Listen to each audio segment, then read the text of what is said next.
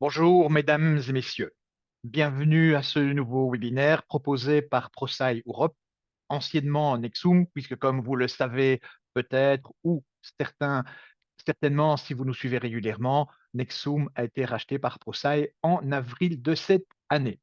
Alors, si vous participez au webinaire de ce jour, c'est que très probablement la conduite du changement ne vous est pas totalement inconnue.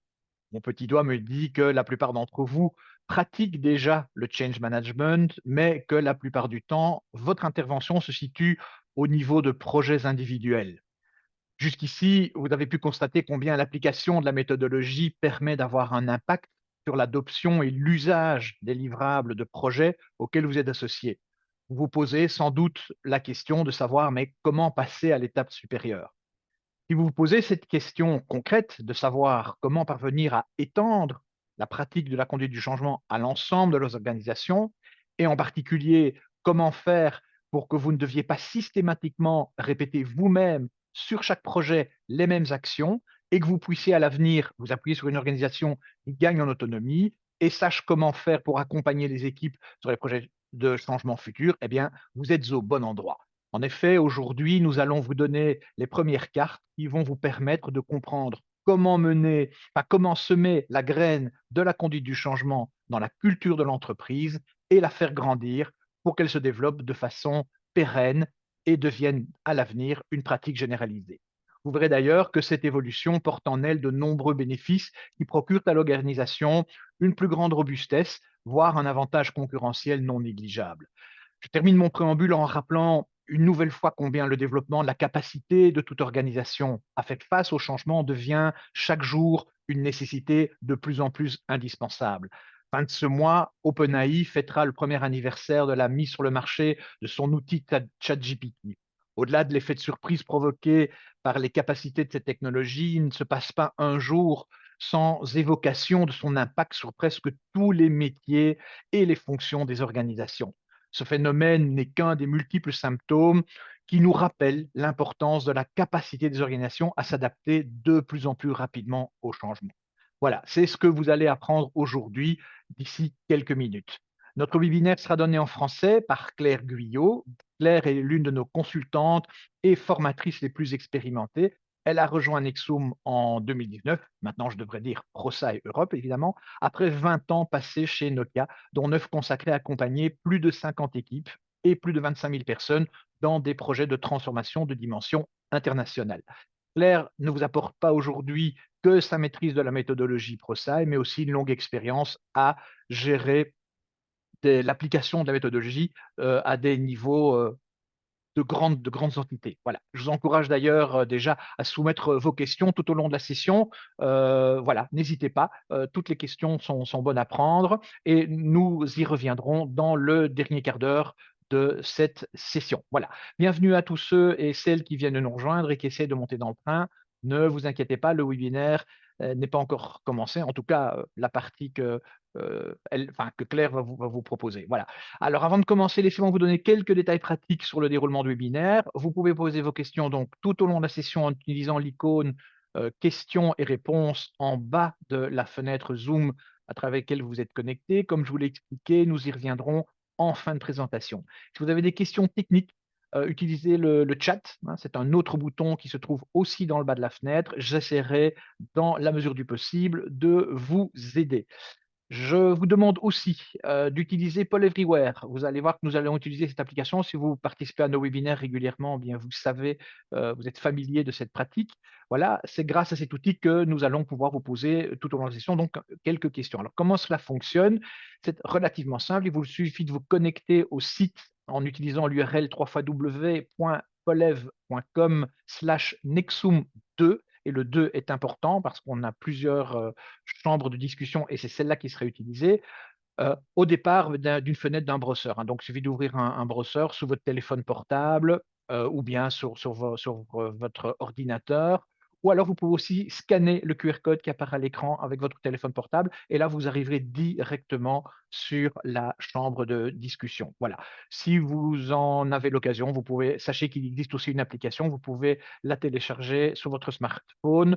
Il suffit à ce moment-là, de rejoindre, la chambre Nexum 2 et vous pourrez participer à nos, différentes, questions qui vous seront posées dans les minutes qui viennent. Alors, pendant que vous connectez à Paul Everywhere, laissez-moi brièvement vous rappeler ce que vous allez apprendre aujourd'hui. Comme je l'évoquais dans mon préambule, si vous êtes ici aujourd'hui, c'est parce que vous savez que l'application de la conduite du changement au niveau de projet individuel ne suffit pas à développer la compétence générale de l'organisation, à faire face au changement. Et pour développer cette compétence, c'est un nouveau projet qu'il faut pouvoir mettre en place avec une approche particulière et c'est le sujet de ce webinaire. Nous allons donc aborder le pourquoi, le comment, mais aussi le quoi et aussi le qui et le quand qui vous permettront d'envisager avec plus de clarté comment procéder pour développer cette capacité dans l'organisation à gérer le changement de façon autonome. Voilà, j'espère qu'au terme de ce webinaire, nous serons parvenus à vous procurer une image claire de ce que nous appelons la démarche ECM et que celle-ci stimulera votre réflexion et vous permettra d'entamer les premières conversations avec votre équipe dirigeante. Voilà, je vous souhaite à toutes et à tous un excellent webinaire. Claire, je te cède la parole. Bonjour à tous, merci beaucoup Renaud pour l'introduction. Je suis ravie d'être là aujourd'hui et de passer une petite heure avec vous sur cette thématique du développement de la capacité de votre entreprise à gérer les changements. Donc, comme l'a bien explicité Renaud, hein, ce qui va être le cœur de la session aujourd'hui, c'est vraiment de voir les grandes étapes pour pouvoir semer cette graine de la conduite du changement, de l'intégrer dans la culture de l'entreprise et de faire en sorte que ça devienne pérenne. Donc on verra, c'est quand même un voyage en tant que tel et c'est ce qu'on va parcourir ensemble.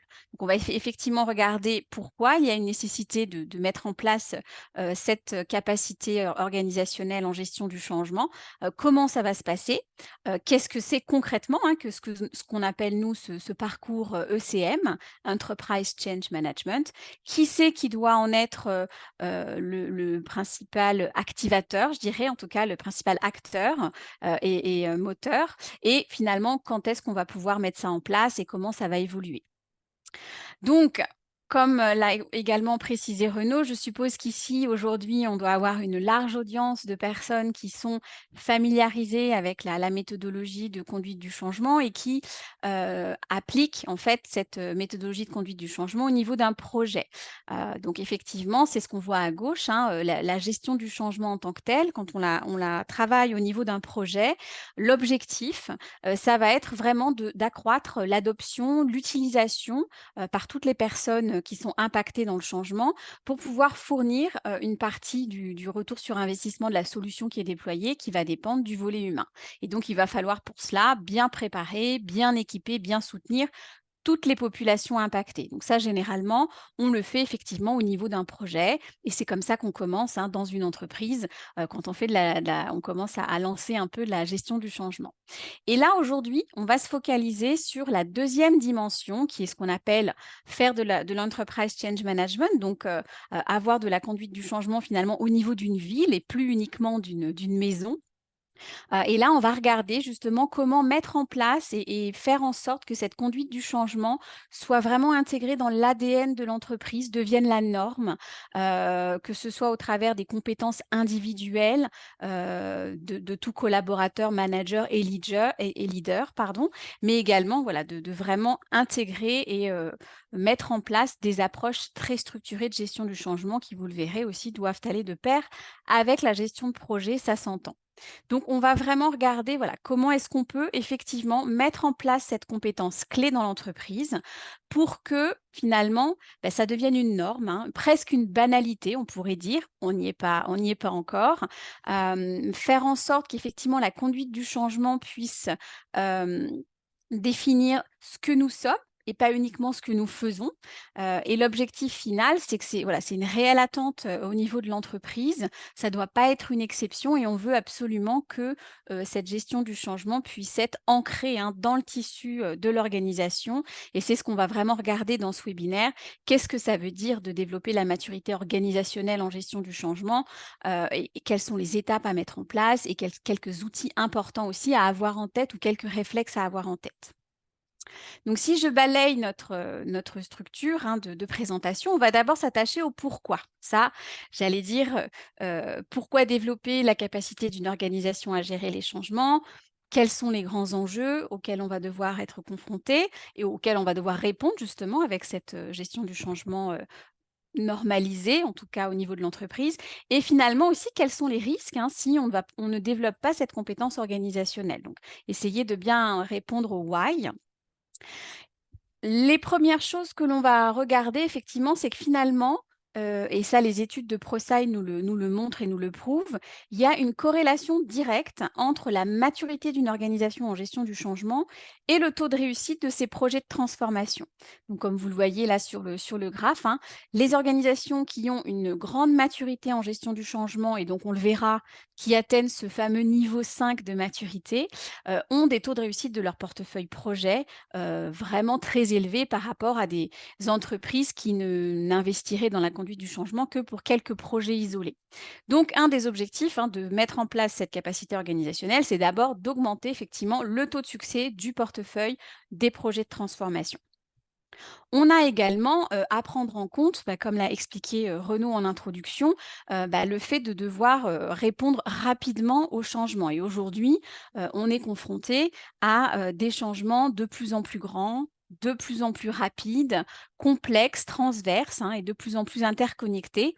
On est vraiment, voilà, dans des changements aussi chaotiques, dans un contexte assez imprévisible et on se retrouve face à des situations qu'on n'a encore jamais vécues auparavant.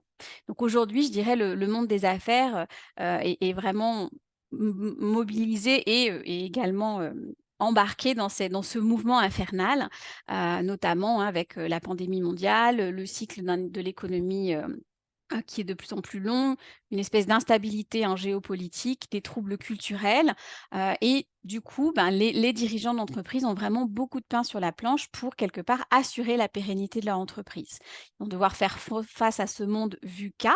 Donc VUCA, c'est en anglais, mais ça veut dire un monde volatile, incertain, donc uncertain en anglais, complexe et ambigu.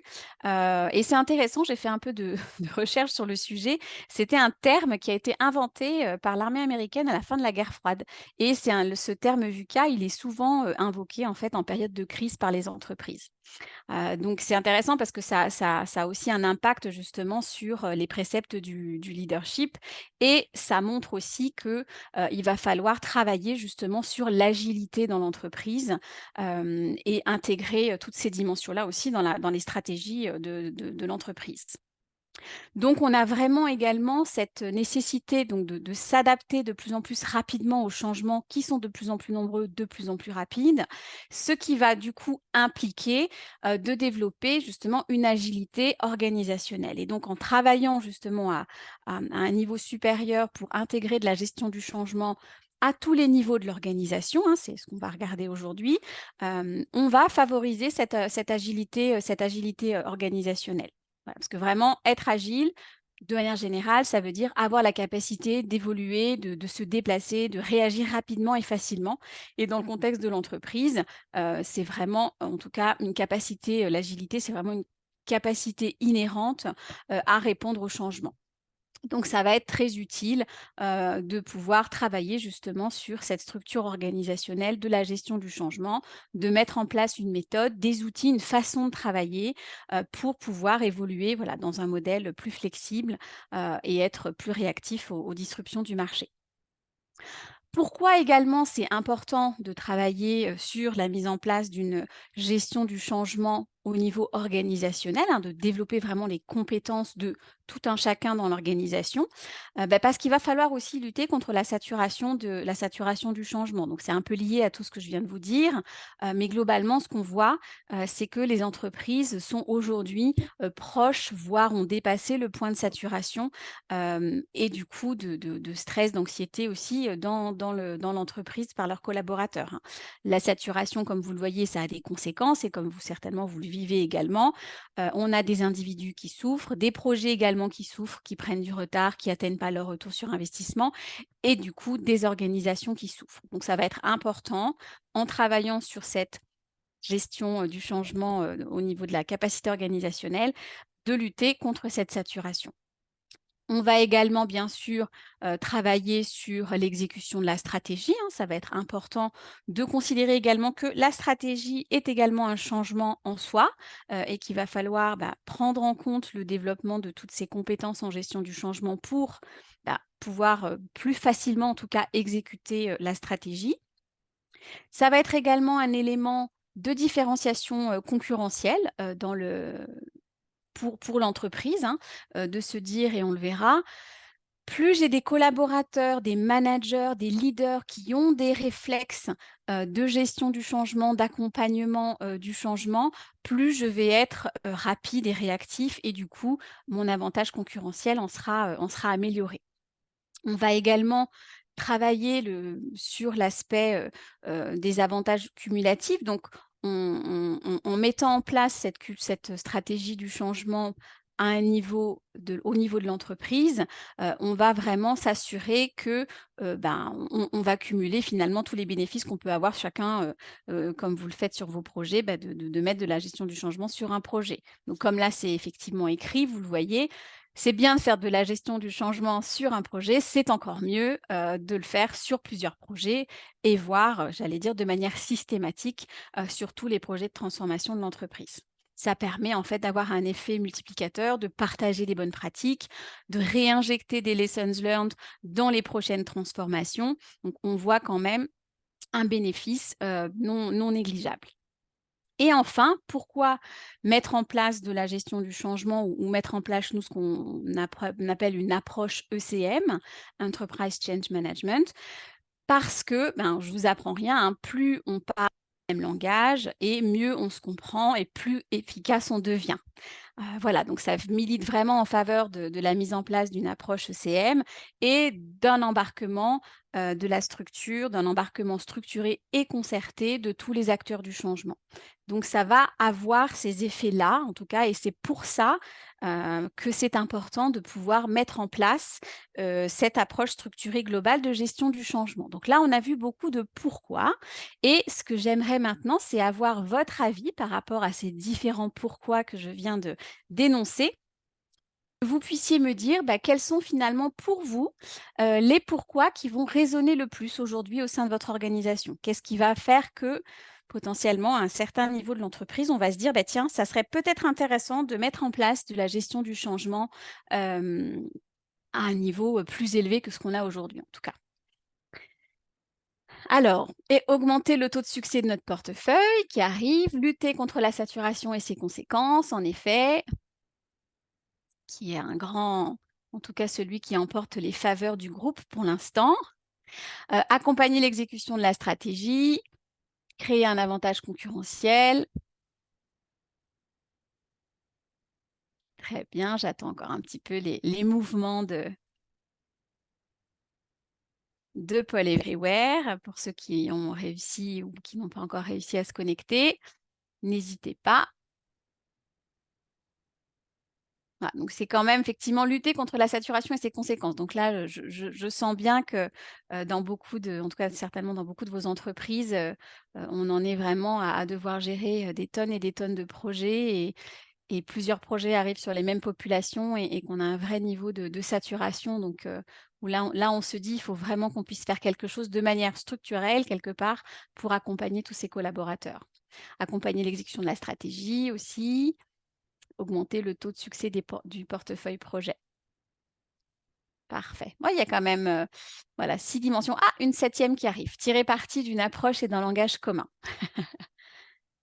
Très bien. Mais effectivement, hein, les suffrages vont à lutter contre la saturation et ses conséquences. Et c'est vrai que ça va être d'une grande aide, en tout cas, de pouvoir travailler sur cette approche structurée et globale. Très bien. Et donc ma deuxième question par rapport à ça, c'est de vous demander, finalement, si vous pouviez terminer la phrase, donc là, il faut rentrer un petit peu de texte, mais notre organisation devrait investir dans le développement de la capacité à gérer le changement parce que. Alors, parce que quoi? Si vous avez des mots derrière tout ça, qu'est-ce qui pourrait aider à travailler justement cette histoire du changement, d'avoir une capacité à gérer le changement de manière organisationnelle? Les salariés sont épuisés, ouais, donc on revient, hein, avec la problématique de la saturation qu'on a vue juste avant. L'humain est primordial, tout à fait. L'adoption sera plus facile. Effectivement, c'est aussi, une des leçons apprises, par ProSci. Le retour sur investissement sera plus rapide. Cela permettra à nos collaborateurs de s'adapter plus rapidement, parce que ça sera ancré dans les réflexes de l'organisation, donc le focus justement sur l'individu et son adoption. Être plus efficace et casser les silos avec cette vision justement transverse, hein, de pouvoir développer les capacités en transverse. Adoption plus rapide, moins stressante, on l'a vu, améliorer l'expérience du collaborateur. Les projets ne sont jamais réalisés dans les temps et donc potentiellement, voilà, avec cette mise en place de l'approche ECM, on peut améliorer, hein, le temps de délai des projets. Voilà, redonner du sens, parce qu'il y aura toujours plus de changements, effectivement, et donc il faut pouvoir les gérer de manière beaucoup plus, je dirais, voilà, structurée, organisée. Le changement collectif est porté par l'individu. On reconnaît, des certifiés en méthodologie ProSci. Trop de projets échouent et amènent les collaborateurs à doubler de l'intérêt du changement. À douter, pardon, de l'intérêt du changement. L'expérience collaborateur, là encore, le changement sera de manière plus fluide et performante. Gagner en efficacité, on y vient, tout à fait. Améliorer la performance des projets, diminuer les résistances, pérenniser le changement. Super. Vraiment, là, il y a tous les ingrédients, en tout cas, qui militent en faveur pourquoi c'est important, finalement, de mettre en place cette gestion structurée et cette gestion, ce développement des compétences organisationnelles en gestion du changement. C'est la clé de succès de nos projets. La gestion du changement doit être portée de manière plus large. Parfait. Et les nouveaux ne restent pas. Oui, donc il y a aussi ce côté stress, collaborateur, saturation, et du coup, on perd les personnes qu'on vient d'avoir. Parfait, merci beaucoup pour tout ce partage, c'est très riche. Maintenant, on va revoir un petit peu dans les détails comment finalement on va pouvoir développer cette capacité organisationnelle à gérer les changements. Donc, ça, c'est certainement une image aussi que vous connaissez ou que vous reconnaissez, mais on aime bien dire que c'est un vrai voyage, hein, qu'il faut bien faire le point et on le verra comment, faire le point de la situation où on en est aujourd'hui, voir où est-ce qu'on veut aller, et puis voir comment on va y arriver. Donc, la capacité, hein, de gérer efficacement le changement organisationnel, c'est vraiment un facteur clé, on l'a vu, hein, d'agilité organisationnelle, d'atténuation de la saturation. C'est aussi un avantage concurrentiel, un facilitateur de progrès. Voilà, mais pour développer cette capacité, il ne faut pas uniquement en parler, hein, il faut vraiment agir et il va falloir avoir de la structure et des intentions. Donc, être vraiment clair sur la situation actuelle, l'état futur, hein, je ne vous apprends rien, et bien travailler sur cette phase de transition, hein, pour savoir comment on veut y arriver. Alors, aujourd'hui, donc, 1re question peut-être, à vous poser, par rapport justement à ce parcours Enterprise Change Management, où est-ce que, votre organisation en est?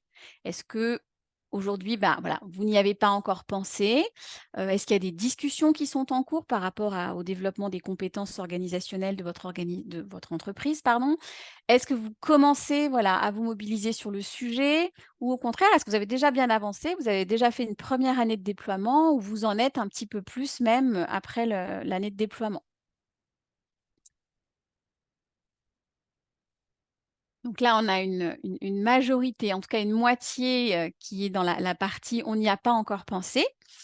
Voilà, donc vous allez pouvoir aujourd'hui ici peut-être découvrir quelques arguments justement pour convaincre à plus haut niveau, de l'intérêt de développer les compétences, de manière organisationnelle, un peu plus structurée.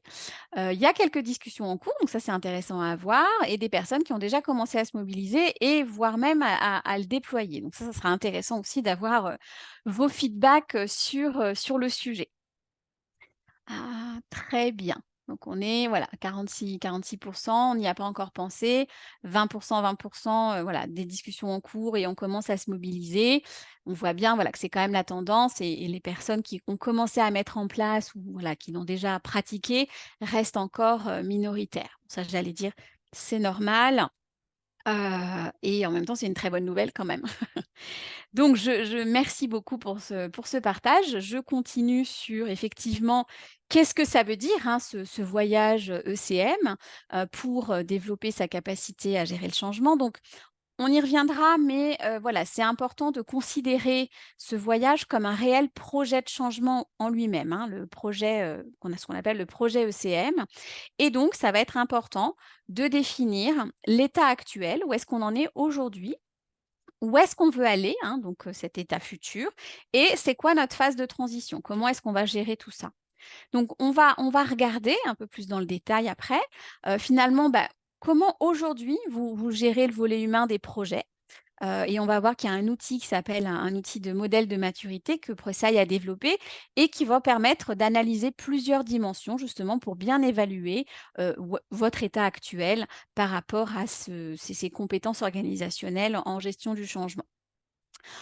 Il va falloir bien sûr, bah, avoir, notre vision future, hein, et être bien au clair de, bah, où est-ce qu'on veut aller dans le futur, qu'est-ce qu'on veut mettre en place, sur quoi on veut insister, et là encore, donc avoir des objectifs, hein, des buts, des métriques bien précis, et le modèle de maturité en lui-même va pouvoir être également, analysé avec le spectre de la vision future. C'est-à-dire qu'on va rebalayer ce modèle-là en se posant les mêmes questions, je dirais, mais bah, du coup, dans 1 an, 2 ans, 3 ans, qu'est-ce qu'on veut atteindre?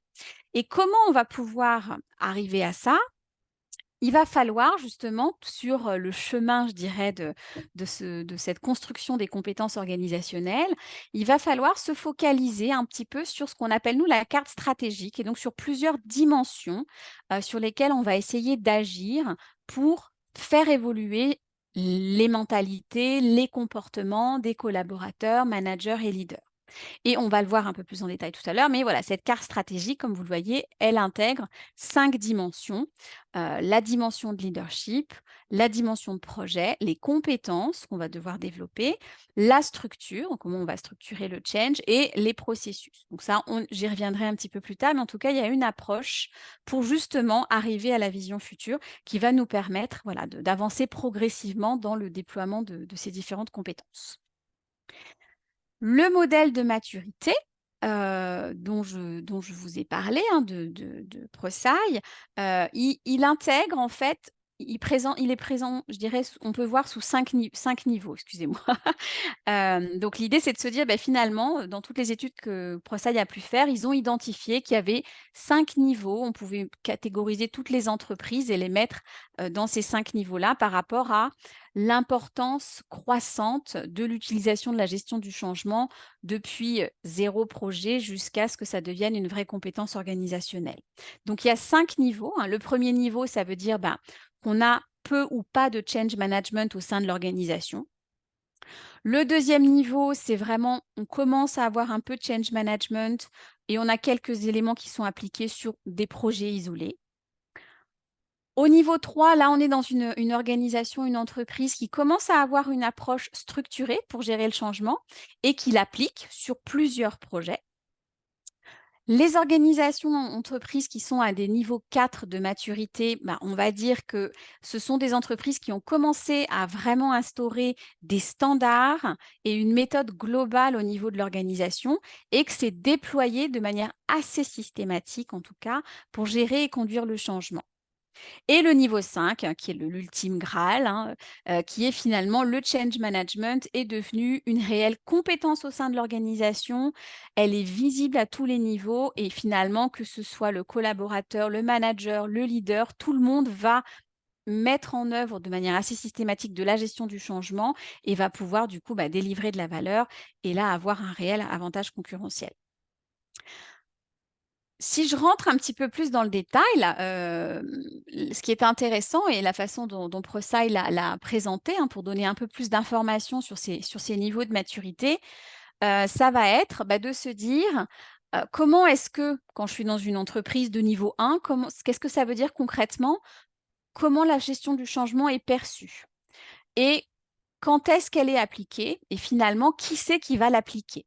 Et donc, c'est intéressant d'avoir ces 3 colonnes par rapport à tous les niveaux, parce que comme vous le voyez, hein, dans le premier niveau, bah, finalement, on va avoir une gestion du changement qui va être plutôt perçue comme une distraction, voilà, de l'objectif final et qui va être utilisé à la rigueur en dernier recours si vraiment il y a un problème sur un projet et ça va être très dépendant de quelques individus dans l'entreprise.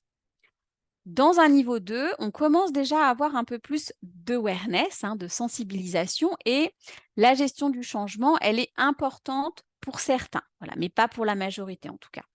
Et elle va commencer à être appliquée sur quelques projets. Ça peut être aussi en réaction à de la résistance, hein. Et là encore, on va avoir une poignée de praticiens qui vont utiliser cette gestion du changement. Voilà, donc là, c'est quand des fois, nous, les clients qu'on peut avoir, c'est des entreprises qui vont commencer et qui vont voilà, avoir besoin d'une ou deux personnes certifiées pour travailler sur certains projets. Donc souvent, quand elles font cet audit de maturité, elles sont plutôt à des niveaux 2 parce qu'il y a, voilà, il y a peut-être un grand programme de transformation qui est lancé. Et là, on commence à se dire, ça va être important de l'accompagner. Donc, on va commencer par quelques projets clés. Le niveau 3, comme je vous l'ai dit, on va commencer à avoir de la gestion du changement qui va être vue comme une approche vraiment structurée qui apporte de la valeur et qui va déjà être localisée dans certaines entités de l'entreprise. Pas dans toutes, mais dans certaines entités. Avec, voilà, là pour le coup, un peu plus de praticiens du changement qui vont commencer à travailler ensemble. On va commencer peut-être à pouvoir parler de communauté de pratique ou communauté de change manager.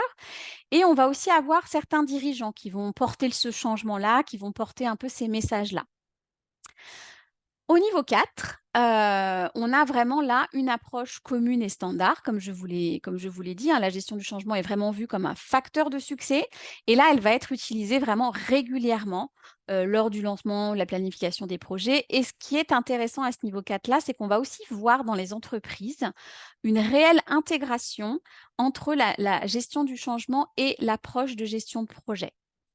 Donc là, quand on est déjà dans cette organisation qui ont intégré de manière assez systématique la gestion du changement et la gestion de projet, on est souvent dans des organisations, je dirais, de niveau 4 en matière de compétences de gestion du changement. Et là, ça veut dire qu'on a quand même beaucoup d'acteurs qui vont utiliser la gestion du changement, la pratiquer. Donc des praticiens, des équipes projets, mais aussi les dirigeants, les managers, voilà, managers de managers ou managers intermédiaires.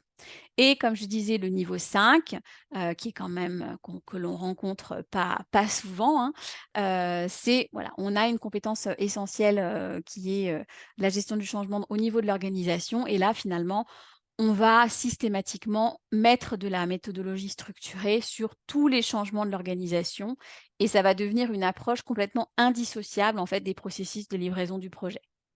Et là, on aura pour le coup tous les acteurs de l'organisation, voire même, ce qui peut arriver aussi à des niveaux 4, vraiment un groupe, quand on dit groupe fonctionnel centralisé, vous pouvez entendre Change Management Office, voilà, une équipe un peu centrale qui va homogénéiser les pratiques et qui va déployer cette approche dans tout le groupe. Donc, par rapport à ces 5 niveaux, justement, je vais vous demander maintenant de vous positionner ou de positionner votre organisation en vous disant, voilà, est-ce que mon organisation, de, elle est plutôt de niveau 2, voilà, 3, 4 ou 5?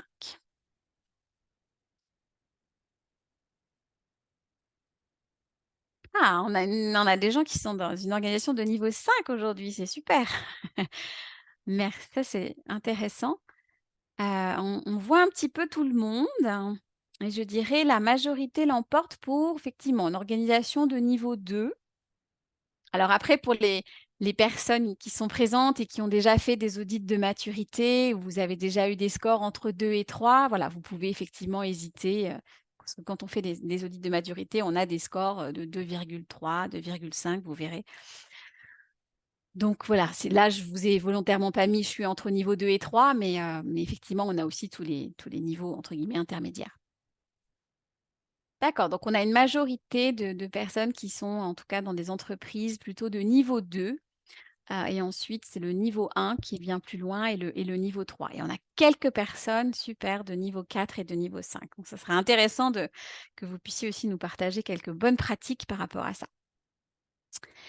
Et donc effectivement, cette évaluation à la maturité d'évaluer la maturité de l'organisation en matière de gestion du changement, selon ProSci, en fait, on va regarder 5 axes ou ce qu'ils appellent eux 5 domaines de capacité.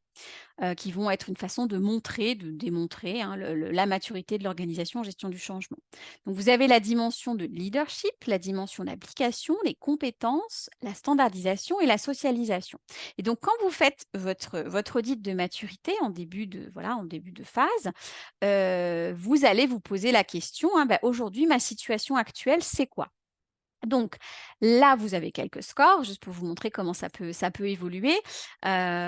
Pour bien comprendre l'axe leadership, ça veut dire finalement, bah, est-ce que pour porter ce projet d'ECM, hein, j'ai bien un sponsor dédié?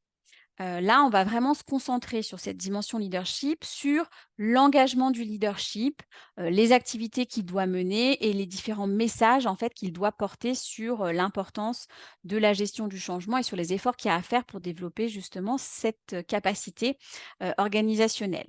Donc ça va être important à ce niveau-là qu'on se pose des questions en se disant: «Ben voilà, bah, qui finalement va sponsoriser?» Est-ce qu'on a quelqu'un qui sponsorise le déploiement de cette gestion du changement de manière globale? Qu'est-ce qu'on à quoi on voit finalement qui soutient ce changement? Généralement, si on a à ce niveau-là déjà dans l'état actuel, hein, un score qui est assez faible, ça va être important en tout cas de se focaliser sur cet axe-là. Parce que comme vous le savez, le facteur numéro un de succès de toute transformation, c'est le leadership et le sponsorship et donc encore plus pour pouvoir déployer une approche structurée de gestion du changement au niveau de l'organisation, il va falloir que vous ayez un sponsor finalement de cette approche ECM. Donc si vous n'avez pas encore effectivement et que vous avez un faible score sur cette première dimension, en tout cas, c'est le premier point d'attention sur lequel il va falloir travailler. Quand on regarde l'axe application, là, on va vraiment regarder plus, l'utilisation de la gestion du changement en tant que processus, et outils sur les projets, en fait, de l'organisation. On va essayer d'évaluer, par exemple, le pourcentage de projets qui appliquent de la gestion du changement. Est-ce qu'on a des ressources qui sont disponibles, que ce soit des ressources en personne ou des ressources financières, justement pour pouvoir, obtenir, et appliquer cette gestion du changement.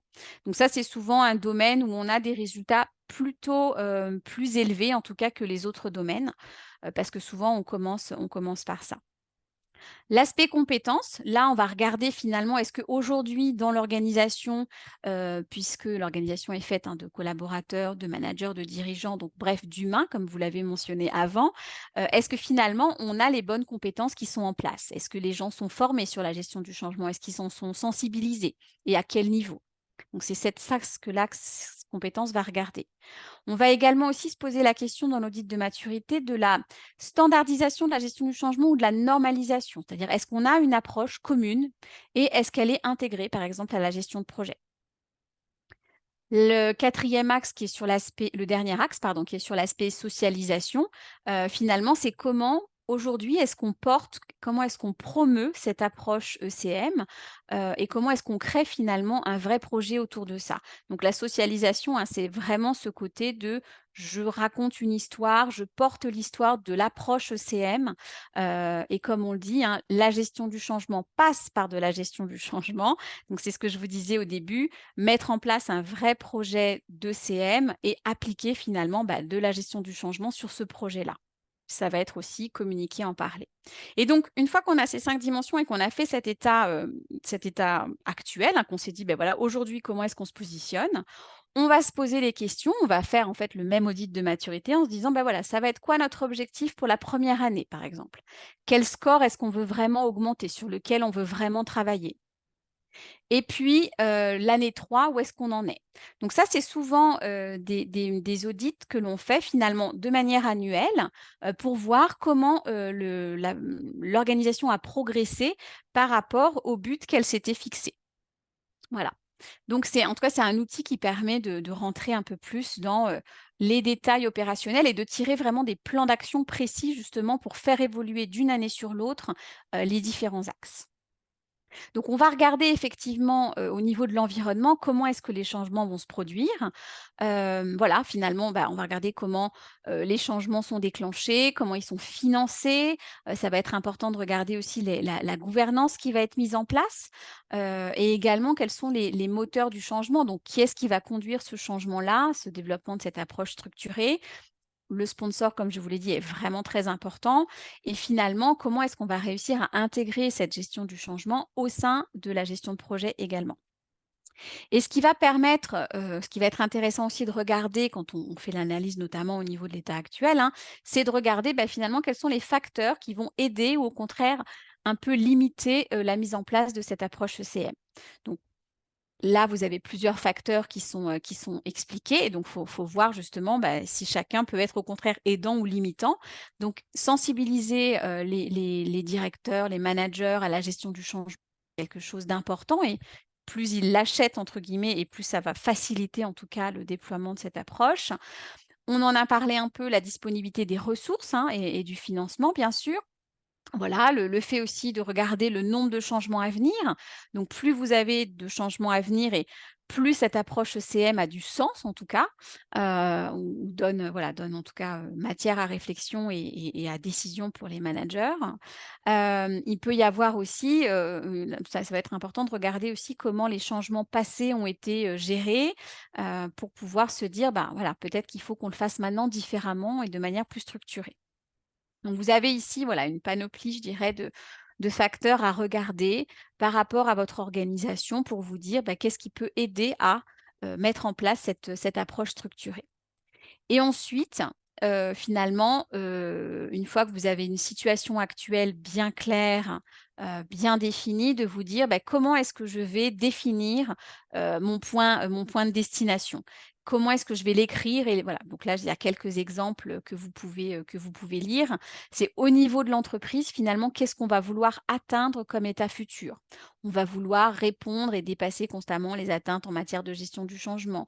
On va vouloir créer une vraie empreinte organisationnelle pour la gestion du changement, par exemple. Donc ça, c'est intéressant quand on fait les ateliers avec les clients, hein, de vraiment pouvoir, écrire cette histoire-là, hein, en se disant: «C'est quoi la vision que je veux porter pour l'entreprise? Qu'est-ce que je veux voir effectivement au sein des différents projets?» Hein, typiquement, on partage un même langage pour le changement, on a une méthodologie standard, on a l'intégration de la gestion du changement avec la gestion de projet.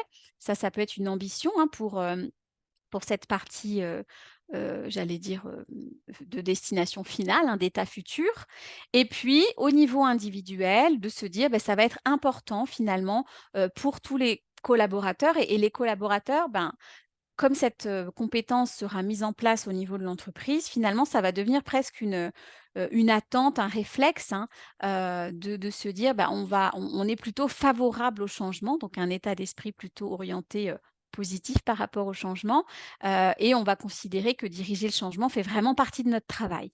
Voilà, ça peut être un exemple en tout cas de voilà ce qu'on veut atteindre, dans notre état futur, quand on aura mis en place cette approche, ECM. Voilà, qu'est-ce que vous auriez vous comme idée justement que vous pourriez rajouter à l'état futur de l'ECM? Donc qu'est-ce que vous aimeriez voir, dans l'entreprise? Que ce soit au niveau global de l'entreprise, au niveau de vos projets ou au niveau des individus.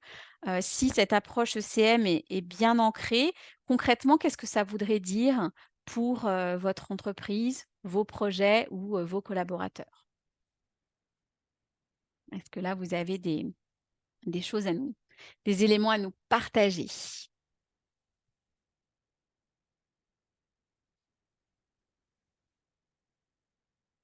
J'attends un petit peu parce que des fois, il y a un peu de temps, voilà, entre le moment où vous cliquez et le moment où moi je le reçois. Donc ça va effectivement se dire, bah, on va pouvoir avoir une meilleure priorisation de nos projets, ne plus avoir à en parler et de faire en sorte que ça se devienne une évidence, effectivement et quelque part, instaurer un CMO au même titre qu'un PMO, oui, dans une vision future, très bien. De voir concrètement aussi qu'on a des temps d'adoption qui sont raccourcis, donc là, on verra vraiment bien la valeur, hein, d'avoir cette ECM en place. Avoir une meilleure vue de quel change manager travaille sur quel projet. Donc là, on est vraiment sur cette dimension de bien gérer le portefeuille projet et le portefeuille des changements, aussi pour une meilleure allocation des ressources. Avoir des individus plus ouverts au changement, effectivement, donc on est vraiment sur et là vous l'aurez compris, le déploiement de cette capacité organisationnelle, hein, ça nécessite, enfin ou ça induit, on pourrait dire aussi, un changement culturel de l'entreprise. C'est en ça que c'est un vrai changement en tant que tel à prendre en considération. Savoir mieux évaluer le temps nécessaire à consacrer à l'accompagnement, investir dans les ressources nécessaires, adoption prise comme un KPI, oui.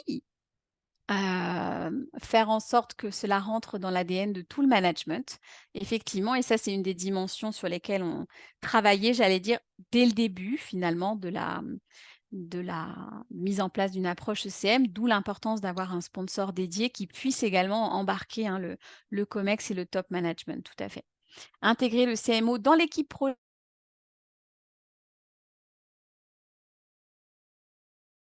Après, en fonction des entreprises, vous l'intégrez dans l'équipe projet, vous la mettez à côté, et cetera. Mais en tout cas, voilà, vous devez travailler de concert. Il y a plusieurs, façons de créer son CMO et de le mettre dans l'organisation. Mais c'est important, en tout cas, de travailler, avec l'équipe projet. Travailler avec le groupe stratégie aussi également, très bien. Avoir un plan de change parfaitement aligné avec le plan stratégique de l'entreprise, tout à fait. Merci beaucoup. Je vais continuer sur le quoi. Donc, qu'est-ce que c'est, hein, cette fameuse carte quelque part, qu'est-ce qui va nous permettre de mettre en place, de bien développer la capacité organisationnelle de l'entreprise? Ben, en fait, on va utiliser une carte stratégique, voilà, qui s'appelle la carte, l'ECM Map en anglais, hein, donc la carte stratégique de l'ECM, et qui va œuvrer sur 5 camemberts, si je puis dire. Donc ça va permettre de travailler effectivement sur ces 5 dimensions, l'objectif étant de pouvoir atteindre à la fin, hein, le niveau 5 de maturité. Alors c'est pas fait exprès, hein, 5 dimensions au niveau 5, mais voilà, il y a beaucoup de 5. Donc le premier axe qui est l'axe, ou la dimension leadership, l'idée c'est de se dire: «Bah, finalement, je vais avoir besoin d'un sponsor, potentiellement d'un comité de pilotage, de mettre en place des revues de gestion du changement régulières». En tout cas, je regarde cet axe leadership, qui doit porter ce projet ECM. J'ai besoin également de cette dimension projet, c'est de se dire: «Bah, finalement, par rapport à tout mon portefeuille projet, peut-être que ça va être intéressant au début de sélectionner quelques projets pilotes ou des projets de démonstration sur lesquels je vais pouvoir, en fait, prouver la valeur de la gestion du changement et ensuite, bah, le rendre beaucoup plus grand dans l'organisation et embarquer peut-être des gros programmes de transfo et des projets pilotes». Il va falloir également que je mette en place et que je développe, hein, des compétences, pour justement me faire en sorte que ça devienne pérenne dans l'entreprise.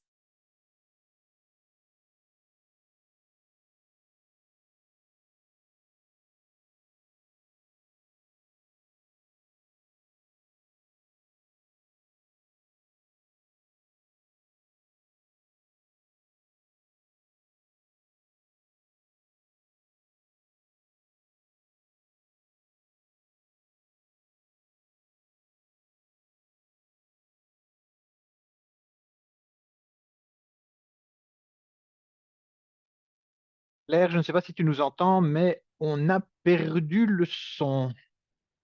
Tu as probablement un petit souci de connexion.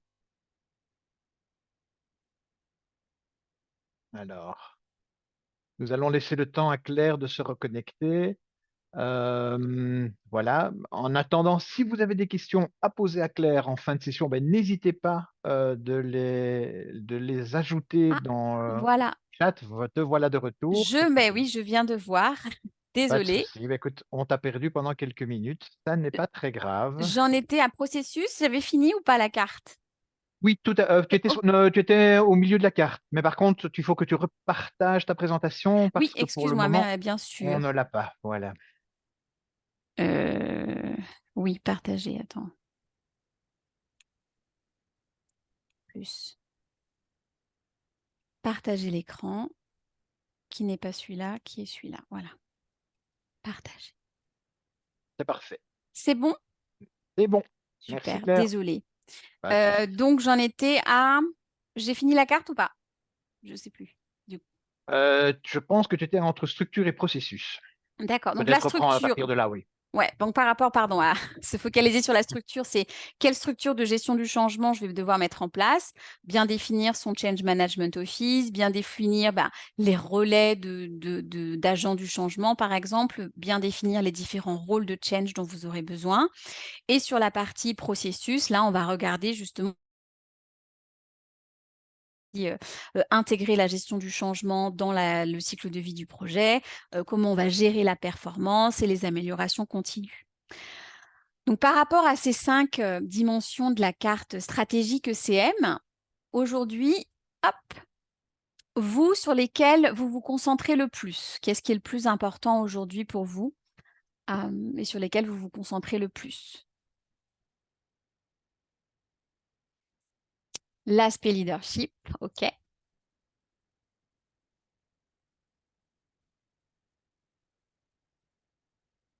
Les compétences, ouais, et la partie projet.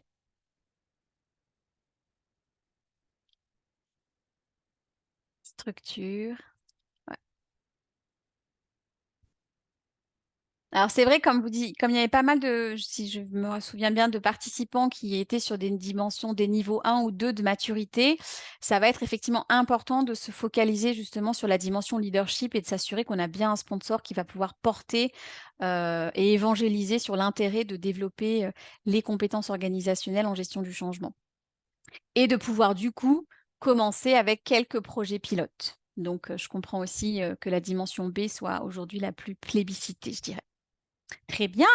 Et demain, du coup, sur quel segment est-ce que vous pourriez vous concentrer davantage? En vous disant aujourd'hui, on le fait peut-être pas suffisamment et il faudrait vraiment qu'on mette l'accent sur ce sujet-là. Donc sur l'aspect compétences et sur l'aspect effectivement processus. Que ça puisse.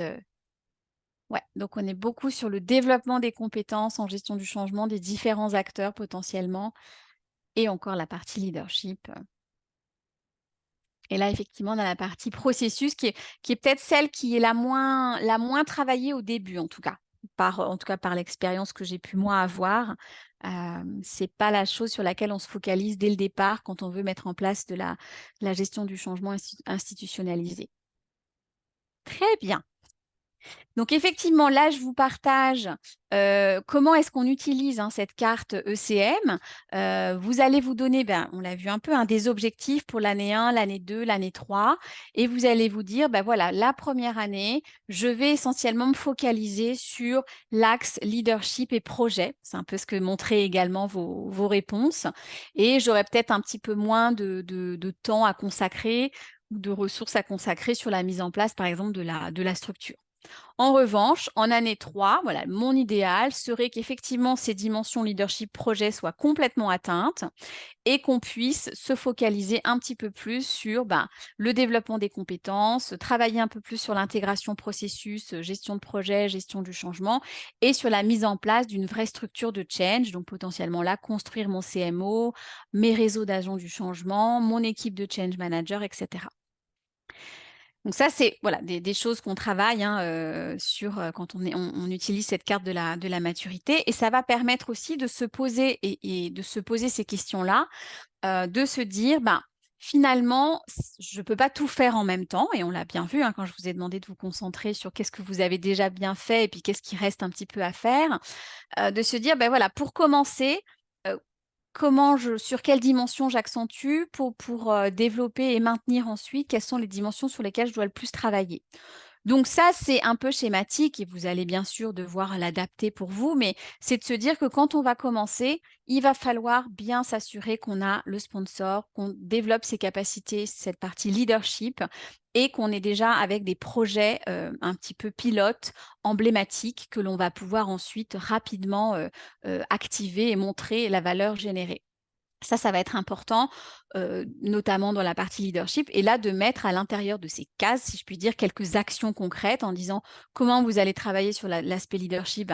Il va falloir que j'embarque mon COMEX, que je m'assure qu'il est bien sensibilisé, qu'il a bien envie d'y aller. Donc, le A, le awareness et desire, que j'ai bien ma coalition de sponsors qui est engagée et que j'ai peut-être commencé aussi à définir mon portefeuille de projets démonstrateurs.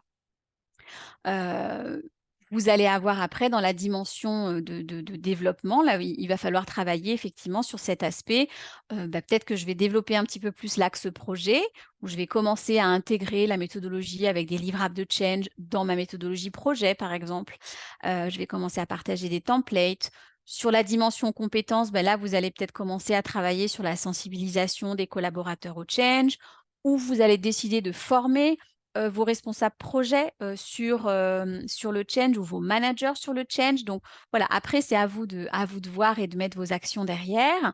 Et dans la phase effectivement de maintenir, pérenniser, ancrer ces compétences dans l'organisation, il va vraiment falloir mettre en place justement cette structure, hein, de change management office et peut-être en fonction des organisations, d'avoir des change management office un peu locaux dans des pays ou dans certaines entités. Pourquoi pas? Voire mettre en place une direction de la transformation, ça peut faire partie aussi des actions qui vont permettre de pérenniser, cette dimension, capacité organisationnelle. Voilà juste là quelques exemples, je dirais pour vous aider et ce qui est intéressant, c'est aussi de se poser la question sur le qui. Qui finalement va jouer un rôle important dans le déploiement de ce parcours ECM, donc développement des capacités. Là, vous allez reconnaître, hein, des choses certainement qui vous sont familières. On va avoir besoin, comme je l'ai dit, d'un sponsor, hein, qui va devoir, bah, évangéliser et montrer la valeur et l'importance de développer les compétences organisationnelles en gestion du changement. Donc, il va devoir jouer son rôle ABC de sponsor sur ce sujet spécifique. On aura besoin d'un comité de pilotage potentiellement aussi qui va rassembler notamment aussi la coalition de sponsors et des personnes qui vont pouvoir construire l'histoire organisationnelle autour du changement et la cascader, donc la promouvoir, hein, comme valeur ajoutée. On aura notre équipe qui va travailler sur l'aspect change de manière un petit peu plus opérationnelle et on va avoir une personne peut-être un peu plus dédiée au déploiement justement de ce projet ECM qui va gérer les activités quotidiennes du déploiement de ce projet-là, qui va aussi peut-être mettre en place une communauté de pratiques pour collecter les feedbacks, etc. Donc par rapport à cette définition un peu high level, hein, des différents rôles et responsabilités. Aujourd'hui, par rapport au rôle du leader, hein, de sponsor du déploiement ECM dans votre organisation, vous en diriez quoi? Est-ce que vous n'en avez pas de sponsor du projet ECM? Ou alors, voilà, bon, je l'ai traduit par il est à côté de la plaque, donc il est là, mais il ne sait pas trop ce qu'il a à faire. Il est bien là, mais il n'est pas trop capable de mettre en œuvre son rôle de sponsor. Ou au contraire, il est là, mais il a ses capacités. On a une équipe dédiée qui sait comment faire. On a une responsabilité un peu répartie dans toute l'organisation.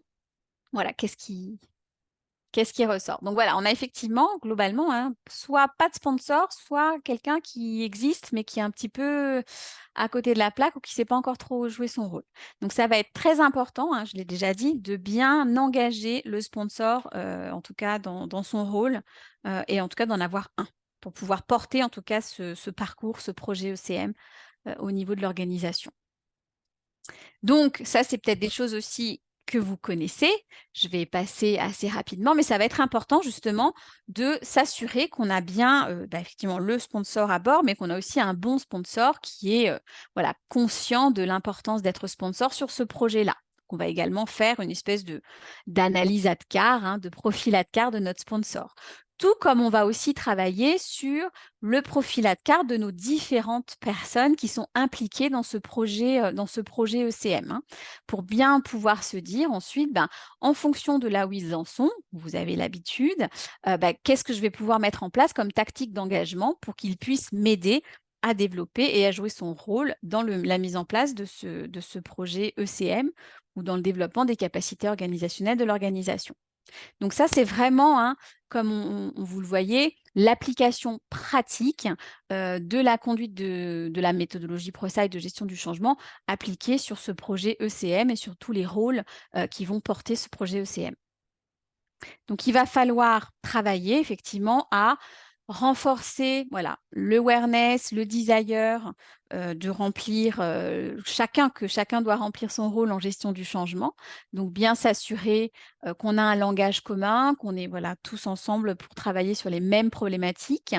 Et on va aussi travailler sur La connaissance, l'aptitude aussi de chacun des rôles à remplir son rôle de gestion du changement pour porter ce projet ECM. Et donc ça, c'est peut-être des choses que vous connaissez, mais ProSci a aussi mis en place finalement des parcours, généralement d'une journée, pour se focaliser sur la montée en compétence des rôles de tout un chacun dans l'entreprise. Donc quand on va développer ce projet ECM, ça va être important de développer les compétences en gestion du changement de chacun des acteurs de l'entreprise et plus spécifiquement des sponsors, cadres dirigeants exécutifs, des responsables d'équipe, des chefs de projet et des équipes projets, et puis des collaborateurs. Donc tout ça, voilà, peut s'accompagner par des modules, je dirais, de sensibilisation, formation sur le sujet pour faire monter en compétence finalement toute l'organisation à tous les niveaux. Et quand est-ce que ça va se passer? Alors, cette approche de gestion du changement, finalement, il va d'abord falloir faire, comme on l'a vu au début, une étude de modèle un audit, pardon, du modèle de maturité et avoir bien en tête, voilà, quelle est notre situation aujourd'hui, vers où est-ce qu'on veut aller et finalement comment on veut y aller.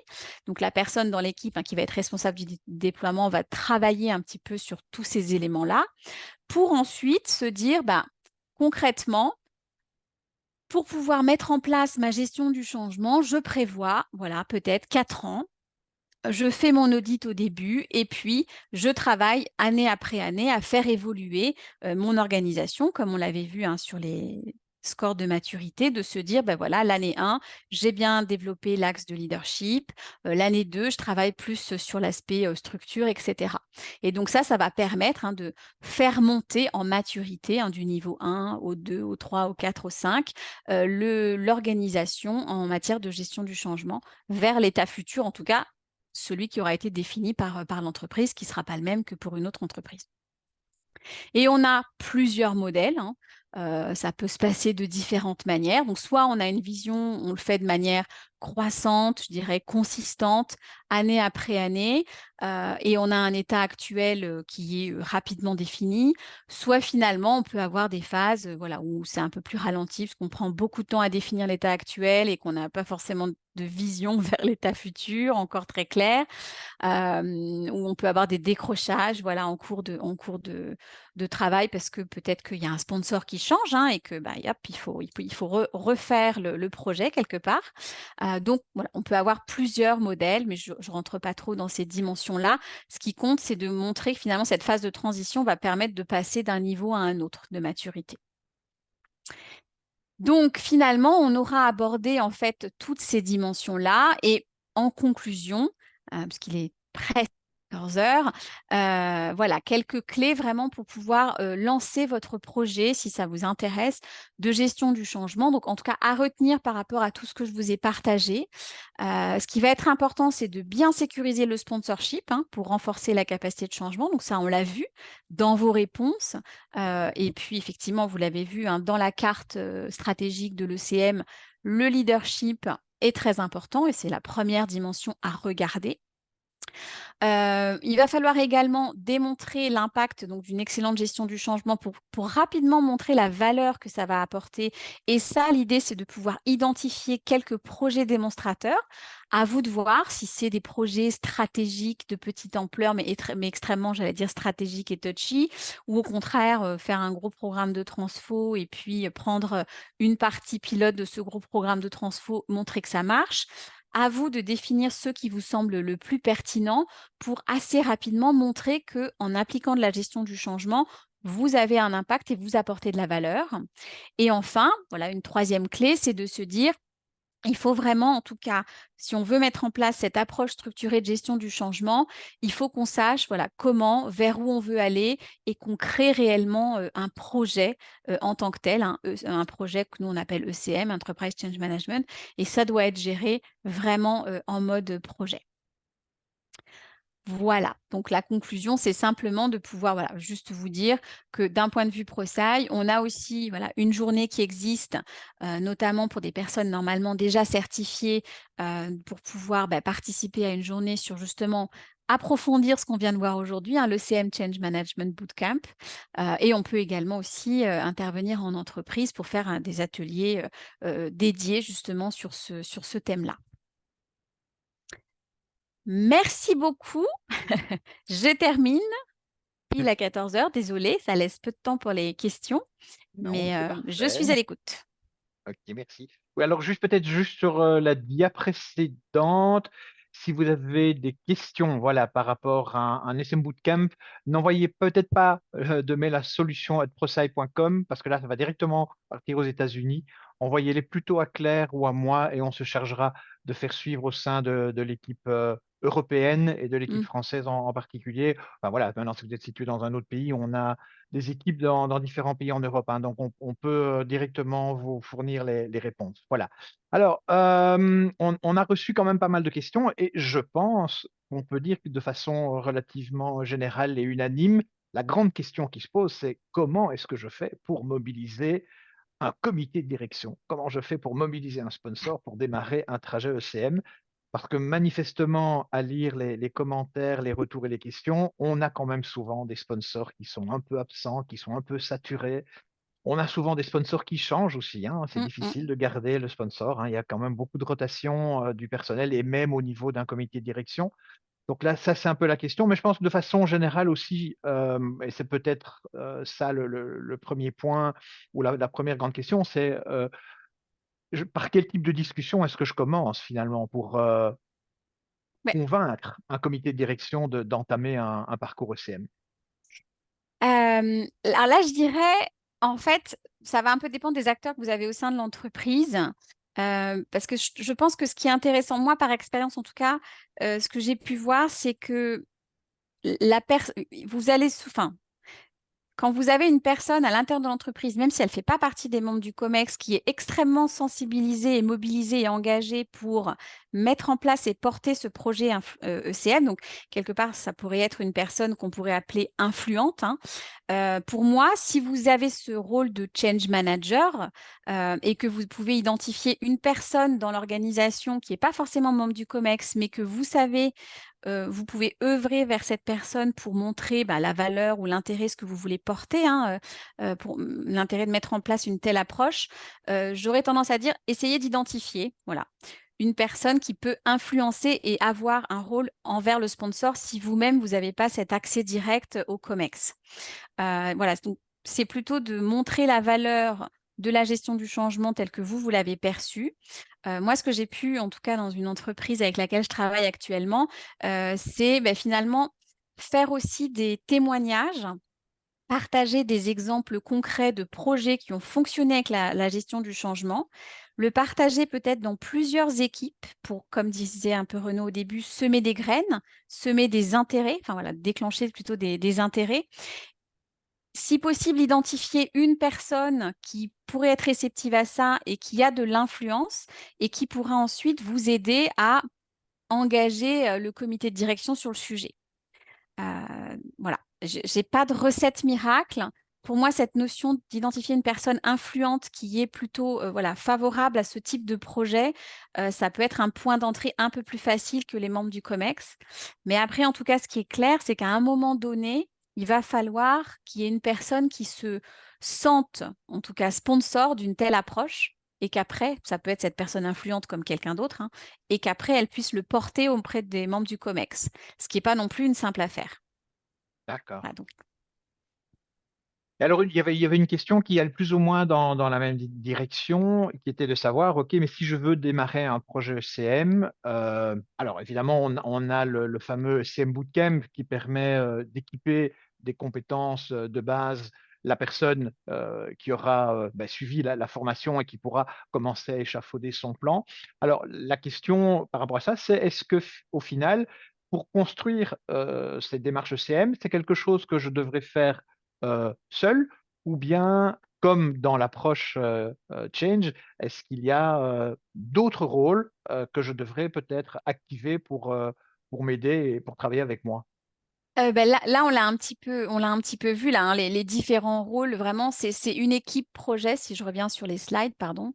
C'est vraiment une équipe, complète en fait, qui doit travailler sur ce projet ECM. Donc comme on dit, ça doit être géré comme un vrai de changement. Et donc, il faut qu'on ait le sponsor, il faut qu'on ait l'équipe projet, et il faut qu'on ait l'équipe change aussi, hein, le fameux PCT pour ceux qui connaissent, le triangle, et qu'on ait bien défini ensemble, voilà, les critères de succès, la vision future vers laquelle on veut aller. Donc, vous, normalement, vous ne pouvez pas être seul pour porter un projet ECM. Il y a vraiment une équipe qui doit effectivement se mettre en place. Après, j'allais dire là, c'est quand on parle de manière très structurée. Maintenant, dans les différents clients que j'accompagne, je vois en fait que le trajet ECM se construit un petit peu différemment.